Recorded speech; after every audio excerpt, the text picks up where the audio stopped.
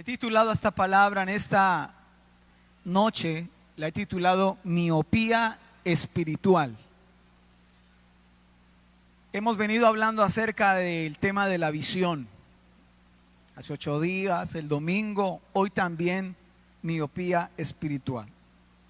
Hay varias enfermedades o situaciones anómalas en la visión, en los ojos. ¿Cuántos aquí sufren de presbicia? Yo también, yo ya uso gafas porque de cerca no puedo ver bien. Hay otras personas que sufren de astigmatismo también. Ajá. Y hay otras personas que sufren de miopía. Y miopía, para aquellos jóvenes que todavía no usan gafas, el problema de la miopía tiene que ver con que se puede ver bien de cerca, pero no enfoca bien a lo lejos, ¿sí? No puede enfocar a lo lejos. Entonces necesita gafas, por ejemplo, para poder enfocar bien y mirar, saber bien qué está lejos, quién está allí a lo lejos. Y había preparado esta palabra esta mañana y me pareció curioso porque hoy en las noticias hablaron acerca de la miopía y lanzaron un dato que me pareció tremendo, interesante, y es que, espero estar bien con el dato, que al año 2050, ¿sí?, el 50% de la población mundial sufrirá de miopía. Y la razón principal que daban del por qué el 50% de la población al año 2050 sufriría de miopía es por el exceso de tiempo que estamos frente a las pantallas. Entonces el ojo se acomoda a solo enfocar de cerca. Entonces yo siempre he dicho, si usted tiene la vocación, el llamado de ser un optómetra, oftalmólogo, ahí está su futuro. Ok, entonces miopía espiritual. Entonces el apóstol Pedro nos va a hablar algo que está en segunda carta, la segunda carta que él escribió, en el capítulo 1, el versículo número 9. Pedro va a decir, pero el que no tiene estas cosas, ahorita le voy a decir cuáles cosas, tiene la vista ¿qué? Muy corta, o sea, no puede ver a lo lejos, o sea que tiene ¿qué? Miopía. Entonces, el que no tiene estas cosas tiene la vista muy corta, es ciego prácticamente, quiere decir Pedro, habiendo olvidado la purificación de sus antiguos pecados. Lo he dicho y lo vuelvo a repetir, cuando Dios creó al ser humano, lo formó y lo creó, le dio vida, Dios lo creó con los sentidos espirituales abiertos, dispuestos, claros. Cuando la serpiente tienta a Eva, le dice dos cosas muy particulares. Si usted come del árbol, del fruto del árbol de la ciencia del bien y del mal, si usted come de allí, sus ojos serán abiertos. Y resultó todo lo contrario. A Eva y a Adán, que también comió del árbol de la ciencia del bien y del mal, en lugar de ampliarse la visión más, aunque ya la tenían ampliada, sucedió todo lo contrario. Ahí llegó la miopía espiritual al ser humano y no veían de lejos sino de cerca. Por ejemplo, si Eva hubiera sabido que debido a su desobediencia uno de sus hijos llamado Caín iba a resultar matando y asesinando a otro de sus hijos llamado, ¿lo hubiera hecho? Entonces, miope espiritualmente. La miopía llegó, el pecado llegó. Y otra mentira que le dice Satanás al ser humano cuando lo tentó, le dijo, si ustedes comen del fruto del árbol de la ciencia del bien y del mal, ustedes serán como Dios. Ya habían sido creados a imagen y semejanza de Dios. ¿Qué más era lo que quería Satanás? ¿Qué más era lo que quería Eva y Adán al desobedecer a Dios? Entonces el apóstol Pedro, en esta segunda carta, en el capítulo 1, en el verso 4, Pedro va a decir estas cosas a la iglesia. Dice: por medio de las cuales nos ha dado preciosas y grandísimas promesas. Yo pregunto y usted responde: ¿cómo son las promesas de Dios? Preciosas y grandísimas. Otra vez yo voy a preguntar: ¿cómo son las promesas que Dios nos ha dado? Más fuerte si lo cree para su vida. ¿Cómo son las promesas que Dios nos ha dado? Le aplaudo usted a Dios por eso. Nos ha dado promesas preciosas y grandísimas. Dele un aplauso fuerte al Señor.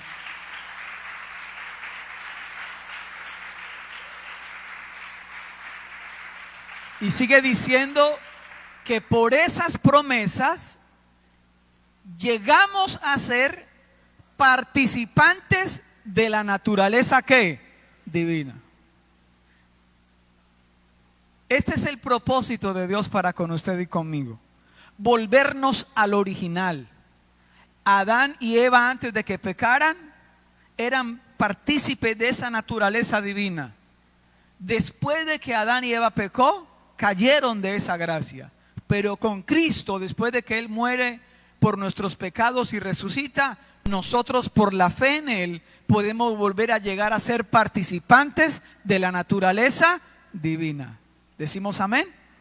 Eso dice la Biblia. Ahora Pedro dice que Dios quiere que nosotros participemos de esa naturaleza. Sigue diciendo: habiendo huido de la corrupción que hay en el mundo. ¿De qué Dios nos dice que debemos huir? De la corrupción que hay en el sistema a causa de la concupiscencia o de esa naturaleza pecaminosa que hay en el ser humano. El verso 5, si me lo regalas, sigue hablando el apóstol Pedro y dice que nosotros también, poniendo toda diligencia por esto mismo, hasta ahí. Diga conmigo, diga diligencia.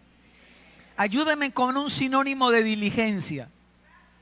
Ser rápido, veloz, puntual, presticidad, estar presto. Entonces, ojo acá, en esa participación de la naturaleza divina hay una parte que hace Dios y hay otra parte que hacemos nosotros. Amén. El Padre fue diligente en dar a su Hijo. Jesús fue diligente en dejar su gloria, hacerse humano y venir a morir en una cruz. El Espíritu Santo también es diligente con nosotros. Ahora requiere que nosotros seamos también diligentes. En otras palabras, dígamele a alguien que está cerca, dígale: póngale empeño, dígale: esfuércese. Esa es la parte que nos corresponde a nosotros. ¿Decimos amén? En esta participación de la naturaleza divina que el apóstol Pablo nos dice. Entonces, si usted se acuerda, en el primer versículo que empezamos a leer, Pedro dijo: porque si no tenéis estas cosas, ustedes son ciegos, cortos de vista, miopes prácticamente. Y aquí va la pregunta: ¿cuáles son esas cosas? Y aquí van esas 8 cualidades importantes en la madurez de un cristiano. Anote por ahí en alguna parte, en la suela del zapato, 8 cualidades importantes en la madurez de un cristiano. Y lo primero lo encontramos en el verso 5 que estábamos leyendo ahorita. Dice: vosotros también, poniendo toda diligencia por esto mismo, añadid a vuestra fe. Ahí. El primer ingrediente, ¿cuál es? La fe. ¿Cuántos tenemos fe? ¿Qué es la fe? Si usted se sabe Hebreos capítulo 11, el verso 1, ¿qué dice la Biblia que es la fe? Dice, es pues la fe,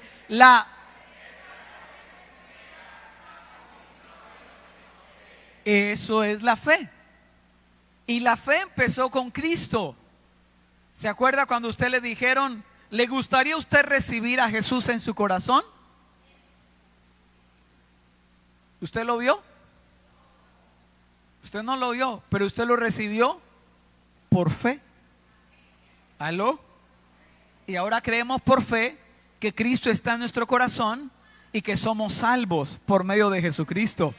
Apláudale a Jesús por eso.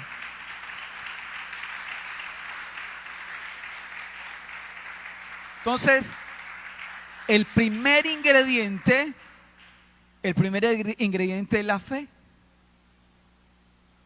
Creemos que Dios existe. El ateo, Dios lo compara con un necio. La Biblia dice en el libro de los Salmos, dice el necio en su corazón, no hay Dios. Vaya, pregúntele a un ateo quién hizo ese edificio y señale un edificio.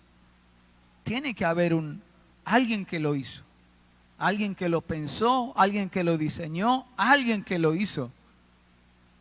Todo lo que vemos creado, visible y no visible, tuvo una mente inteligente y es Dios. Pero nuestra fe va más allá de creer que Dios existe.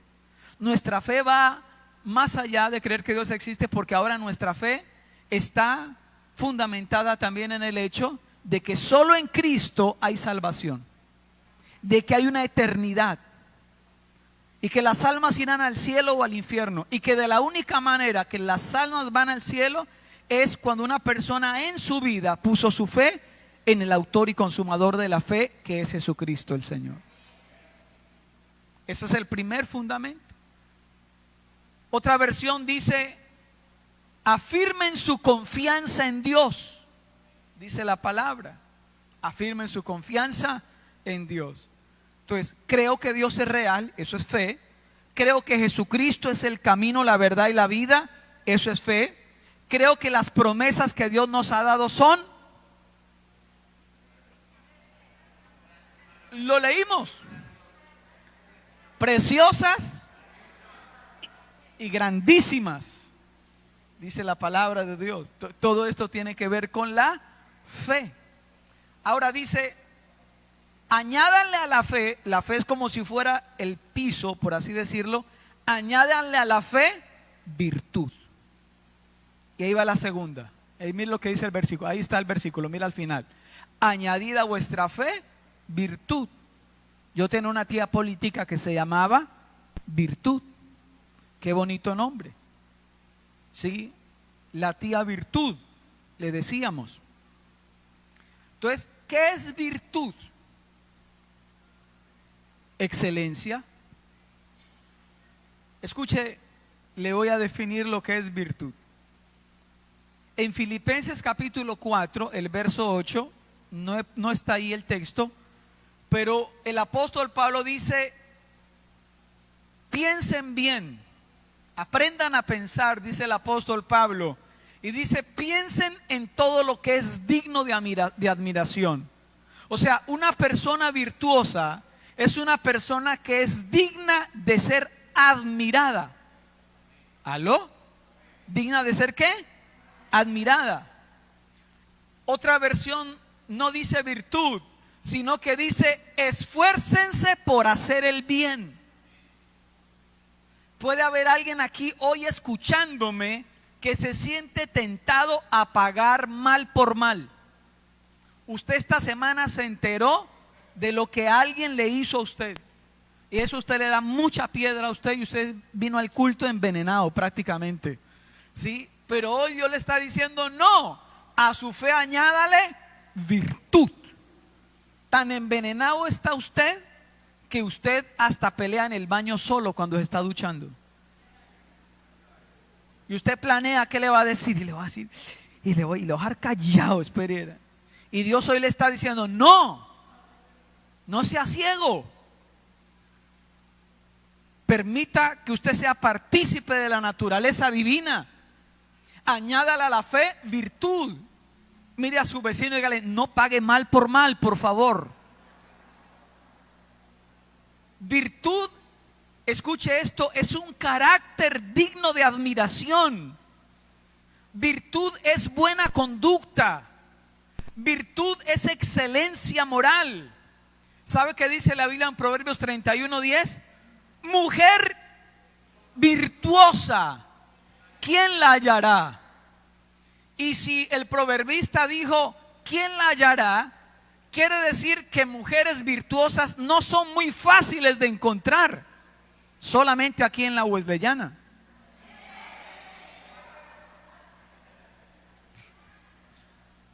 Mujer virtuosa, ¿quién la? Porque su estima sobrepasa largamente a la de las piedras preciosas. Excelencia moral, buena conducta, todo esto tiene que ver con la virtud. Ahora, el verso 5 sigue diciendo que a la virtud hay que añadirle otro ingrediente: conocimiento. Conocimiento. Conocimiento. Y ese conocimiento no es solamente el conocimiento intelectual, es mucho más que eso. Dios le dice a usted, yo quiero que usted me conozca. Y Dios quiere darse a conocer a su vida. ¿Se acuerdan que hace una semana yo le puse una tarea en sus oraciones? De continuamente en su oración pedirle a Dios ¿qué? Yo quiero ¿qué? Yo quiero conocer. ¿Cuántos lo han venido haciendo? Qué bueno, me alegra eso. Señor, yo quiero conocerte más. Entonces Dios dice, a esa virtud añádale conocimiento. ¿Y cómo nosotros podemos conocer más a Dios? Principalmente lo conocemos a través de su palabra. ¿Aló? ¿Cuántos continuamente escudriñan la palabra de Dios? Les felicito. Eso es crecer en el conocimiento. En Colosenses capítulo 2, versículo 1, este sí lo vamos a leer. Colosenses capítulo 2, el verso 1 en adelante, nos va a hablar acerca del conocimiento, dice la palabra de Dios. Colosenses capítulo 2 dice, porque quiero que sepáis cuán grande lucha sostengo por vosotros y por todos los que están en la Odisea y por todos los que nunca han visto mi rostro. Pablo está diciendo que tiene una lucha con los que están en la iglesia de la Odisea. Verso 2 dice de la siguiente manera, lánceme el 2 por favor. Para que sean consolados sus corazones, unidos en amor, y aquí va, hasta alcanzar todas las riquezas de pleno entendimiento, a fin de conocer el misterio de Dios el Padre y de Cristo. Suélteme el 3 también, que estoy que lo leo.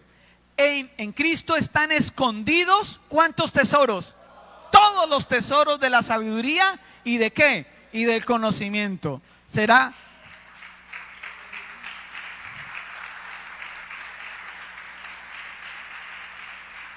Mire, este es un versículo precioso. Dice que en Cristo están escondidos ¿cuántos? Todos los tesoros de la sabiduría y del conocimiento. ¿Será que Dios sabe de matemáticas?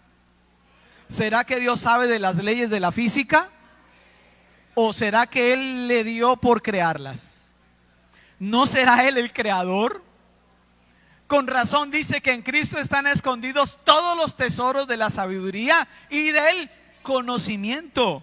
Y dice el verso número 4, la palabra dice, y esto lo digo para que nadie os engañe con palabras persuasivas. Una persona que ha crecido en el conocimiento de la palabra de Dios no se deja enredar.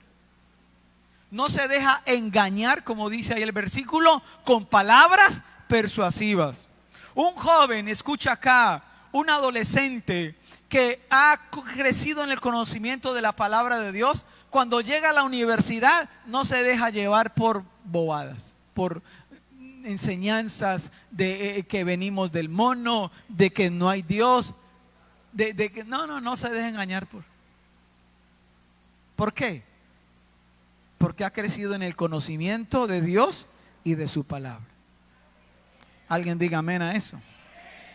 Entonces, cuando dice ahí, crezcan en conocimiento, lo que está diciendo es, conozcan a Cristo en todas las formas posibles, porque Él es la fuente de la sabiduría y del conocimiento. ¿Cuántos ingredientes llevamos? 3. Primero, fe. Segundo, virtud. Tercero, conocimiento. Anote el cuarto, dominio propio, que es muy diferente a demonio propio. Hay hermanitos que no tienen dominio propio, tienen un demonio personal. Bueno, aquí no. Dominio propio. En el versículo 6 dice ahí, al conocimiento añádanle dominio propio. Hasta ahí, dominio propio. ¿Qué tiene que decirnos la Biblia al respecto? Vamos a ver a Pablo, que escribe en la primera carta a los Corintios, el capítulo número 9, el versículo número 24. Pablo, mire cómo lo relaciona. ¿No sabéis que los que corren en el estadio, todos a la verdad corren, pero uno solo se lleva el premio? Corran de tal manera que obtengan ese premio. Oiga, pare ahí el versículo. No, páralo ahí. Si quiere, quítelo, quite la imagen mientras tanto. Hay algo que a mí me llamó la atención con la selección Colombia, y es que no quisieron recibimiento en el aeropuerto. Quedamos de segundos y estaban aquí que armaban una fiesta para recibir a los subcampeones, y ellos dijeron muchas gracias, pero no, quedamos de subcampeones. Si hubiéramos quedado de ay sí, gracias por el recibimiento. ¿Aló? Para mí, ¿cómo lo interpreto yo? La mentalidad está ¿qué? ¿Cambiando? ¿Cambiando? Claro que sí. Pablo dice, cuando los atletas corren en el estadio, todos a la verdad corren, pero solo uno se lleva el premio. Corran como si ustedes fueran ese uno. ¿Hola? Cuando uno no tiene esa mentalidad, uno dice, está cerca la media maratón de Bogotá. ¿Cuántos inscritos? Un resto de gente. ¿Cuántos se van a quedar en el camino y no van a terminar? ¿Cuántos van a llegar una hora después de que ha llegado el primero? ¿Hola? Esto usted lo va a ver allá, que si los entrevistan dice, no, pero lo bueno fue que participé. Hágale a su vecino así. Participé. Y hay gente así en la iglesia. ¿Y usted qué? Ahí voy. El hermano carretilla solo anda si lo empujan. No, papi, usted no está corriendo. ¿Aló? ¿Usted es de los que corren o de los que caminan? Tenemos que ser de los que corren. El versículo 25, el que sigue, ahorita sí suéltemelo por favor, Oscar. ¿Qué sigue diciendo acerca de los atletas? Dice, aquel que lucha, de todo se abstiene. ¿Cuándo empiezan los Juegos Olímpicos? Mañana, creo, o pasado mañana. Bueno, esta semana empiezan los Juegos Olímpicos. Ojo acá, atletas preparándose 4 años para una carrera que va a durar 9 segundos. 9 segundos. Dietas estrictas. No que no le guste la lechona, sí le gusta, pero como es un atleta, de todo se abstiene. No que no le guste el tamal tolimense, pero como es un atleta, de todo se abstiene. No que no le guste la Coca-Cola con pan. Yo sé, el Señor les está hablando, pero como es un atleta, de todo se abstiene. Entonces Pablo usa la figura de los Juegos Olímpicos, y Pablo dice, si ustedes quieren participar de la naturaleza divina, deben dominar sus malos deseos. ¿Tenemos malos deseos? Al diablo hay que reprenderlo. Pero ¿cómo hacemos con este hilacho de carne? Entonces Pablo dice dominio propio. Usted quiere hoy matar y comer del muerto, pastor. Pastor, yo podría haber muy salido del culto, pastor, pero donde yo la vea, la mechoneo. Entonces el Espíritu Santo viene a su vida y usted hace su parte y Él le da dominio propio. Y usted dice, no me voy a vengar yo, no me voy a ensuciar las manos, voy a dejar lugar a la justicia de Dios. ¿Aló? Dominio propio es mantener las pasiones bajo control. ¿Hola? Ok. Ahora, al dominio propio, según el verso 6, hay que añadirle otro ingrediente: paciencia. Mire a su vecino y pregúntele, ¿cómo estamos de paciencia esta semana?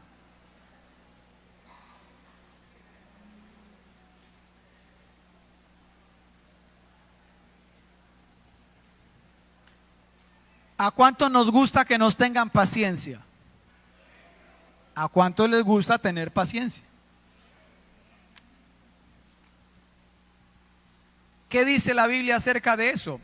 En Hebreos capítulo 12, el verso 1 y 2, volvemos al deporte, porque el escritor de Hebreos, que parece que es Pablo, dice, por tanto nosotros también, teniendo en derredor nuestro una tribuna, una gran nube de testigos, despojémonos de todo peso y de qué más, del pecado que nos asedia, y corramos de qué manera, con paciencia la carrera que tenemos por delante. Ayúdeme a predicarle a alguien y dígale, no mires atrás, no mires al pasado, dile, tu carrera está hacia adelante, dile, corre con paciencia. La carrera en la vida cristiana no es una carrera de velocidad, es una carrera de paciencia. Y Pablo dice, corramos con paciencia. Sea lo que necesitamos en la vida cristiana, es este ingrediente, paciencia. Y el verso 2 sigue diciendo, puesto los ojos en Jesús, el autor y consumador de la fe, el cual, por el gozo puesto delante de él, ¿qué sufrió? La cruz, y menospreció lo oprobio, y se sentó a la derecha del trono de Dios, dice la palabra del Señor. Paciencia, mire acá, es perseverancia. Paciencia es constancia. Si usted es una persona que se le dificulta ser paciente, pídale al Espíritu Santo que le ayude en ese tema. Y Él le va a ayudar. ¿Aló? Paciencia. ¿Fue paciente Jesús? ¿Es paciente Dios con nosotros? Más pa' onda, hermano. Ahora, a ese ingrediente de la paciencia dice que le añadamos otro ingrediente según el verso 6, y es piedad. Mira, el conocimiento, dominio propio, el dominio propio, paciencia, y a la paciencia, piedad. Hay una señora que también se llama así, la señora Piedad. Pero ¿qué significa en la Biblia la palabra piedad? Ojo a esto, porque va más allá de lo que usted y yo imaginamos. Piedad es entrega completa a Dios. ¿Entrega a Dios en qué medida? Completa. Para Dios esa es una persona piadosa. No es una persona perfecta, pero es una persona que ha entregado toda su vida a Dios. Piedad también tiene que ver con servir a Dios. Piedad tiene que ver con someternos a Dios. Piedad tiene que ver con reverenciar a Dios. En 1 Timoteo el capítulo 4, el versículo número 7 y versículo 8, el apóstol Pablo dice a Timoteo, desecha las fábulas profanas y de viejas. Ejercítate para la piedad. Verso 8, Porque el ejercicio corporal no dice que no es provechoso, pero dice para poco es provechoso, pero la piedad para todo aprovecha, pues tiene promesa de esta vida presente y de la venidera. Si usted se va a entregar a Dios, entréguese no a medias, entréguese ¿qué? Completamente. No, es que yo voy a la iglesia y me gusta ir, escuchar todo eso. Sí, pues yo todavía, pastor, le jalo. No se engañe usted mismo. Si Cristo viene, su papi, usted se queda.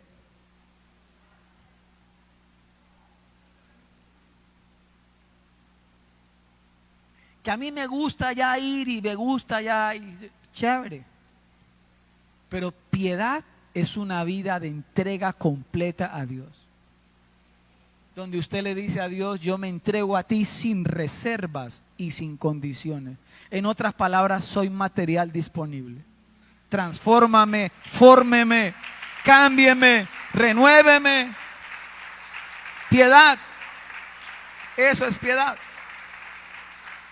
Ahora,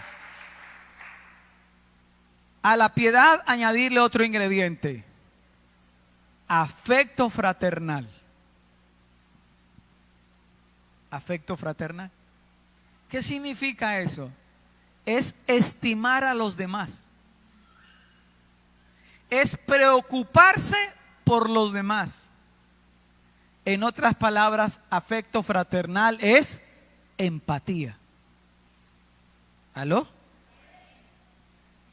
A mí me parece curioso gente de la iglesia que tiene tanto tiempo en el evangelio y en esta congregación que no se sabe los nombres de la gente que congrega aquí. Y yo a veces pienso, ¿esta gente es una isla o qué? Pastor, esta señora, ella de gafitas, ella que parece como de 40, ella viene. ¿Usted me está preguntando por el nombre de Norita? Norita, que tiene no sé cuántos años aquí en esta iglesia, usted no sabe. No. ¿Usted en qué mundo vive, por Dios? Entonces, ojo acá, el afecto fraternal no lo podemos menospreciar. Es ponernos en los zapatos de otra persona. ¿Qué está viviendo? ¿Qué está pasando? ¿Aló? Y al final dice, al afecto fraternal. Bueno, Romanos capítulo 12, el verso 10, para añadirle esa cita, dice, amaos los unos a otros con amor ¿qué? Fraternal. En cuanto a honra, prefiriendo los unos a los otros. ¿Sí ve? Y por último ingrediente, que no significa que sea el menos importante, es el amor. Dice, al afecto fraternal, amor. Ese tipo de amor que aparece allí es el amor ágape. Es un amor sacrificial. Por favor, dígalo conmigo, diga amor sacrificial. Nosotros podemos tener afecto fraternal, pero no significa que tengamos amor ágape, porque el amor ágape implica sacrificio. Piense por un momento en algo. El día de hoy o esta semana, ¿hubo una acción de amor que usted haya tenido hacia alguien que haya implicado sacrificio? Nosotros a veces queremos amar a Dios y amar a nuestros semejantes sin que eso nos implique sacrificarnos. Hola. Y el amor de Dios para nosotros es un amor ágape, sacrificial.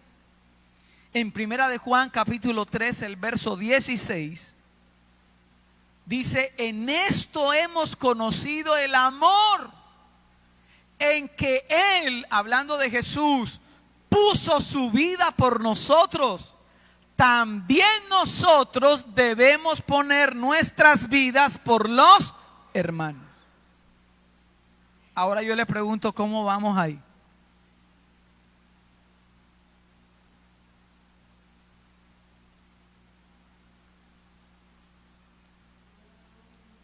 Amor sacrificial. Cuando éramos novios, hacíamos sacrificios. Pero como ya nos casamos, ahora nos cuesta servirnos con sacrificios el uno al otro. Porque el egoísmo volvió a tomar su lugar. Hijos que les cuesta amar con sacrificio a sus padres. Porque han crecido con la mentalidad del embudo. Todo para acá, pero nada para allá. Amor sacrificial. Dios nos está demandando. Hola. Y en el verso 8 en adelante concluye diciendo lo que leímos al principio. Porque si estas cosas, 8 cosas que vimos, están en vosotros y abundan, no os dejarán estar ociosos. Hay mucho cristiano ocioso. Ni sin fruto en cuanto al conocimiento de nuestro Señor Jesucristo. Y el 9. Pero el que no tiene estas cosas, tiene la vista muy corta, es ciego, habiendo olvidado la purificación de sus antiguos pecados. O sea, como que no hay un fruto de arrepentimiento. Y el verso 10 termina diciendo: por lo cual, hermanos, tanto más procurad hacer firme vuestra vocación y elección, porque haciendo estas cosas no caeréis, ¿qué? Jamás.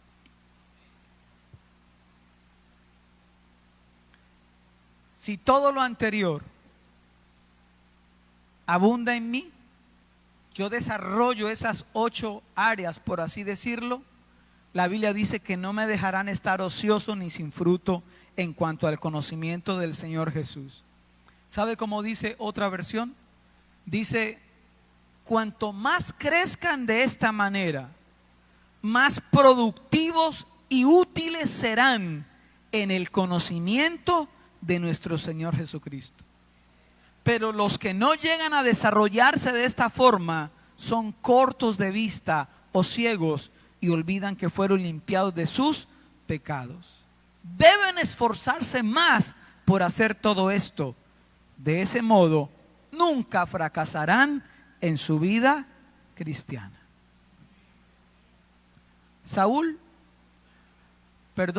Esaú era miope. Tenía derecho a la bendición como primogénito. Pero él dijo, como dijo el hermano Ricky Martin, hay que vivir la vida loca. Y se alocó. Y se metió con unas viejas que fueron un dolor de cabeza para los papás de Esaú. Esas nueras le sacaron canas a esos pobres viejos. Y fuera eso, en un momento de decepción, porque parece que era como emo también, le dijo a su hermano Jacob: mi derecho a la primogenitura, cambiémoslo. Deme esas lentejas que usted está haciendo y yo le doy el derecho a la primogenitura, porque tengo hambre. Miope. Y cuando se dio cuenta y abrió los ojos, papi, no hay nada que hacer. Jesús nos da ejemplo de tener una vista a largo plazo, de ver de lejos, porque lo leímos que por el gozo puesto delante de él,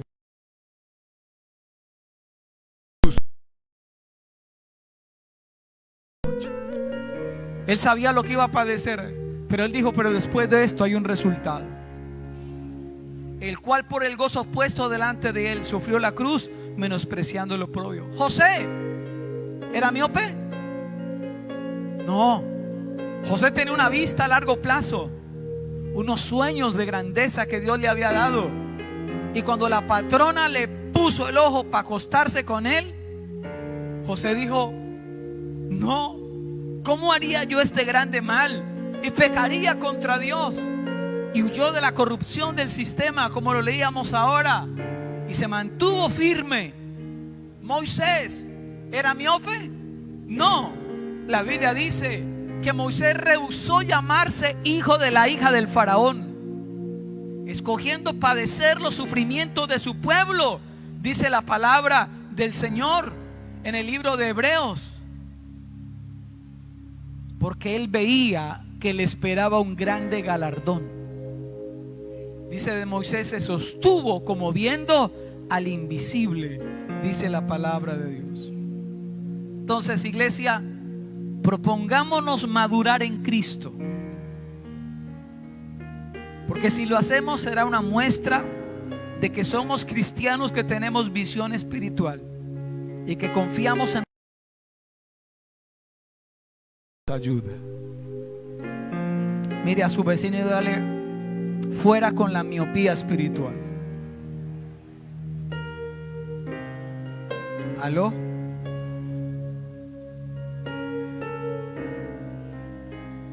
No deje de soñar por su empresa, por un hogar, en fin, todo lo externo. No deje de verlo y de soñar. Pero si usted puede ver, hoy estamos hablando de una mirada sobre nuestra vida personal.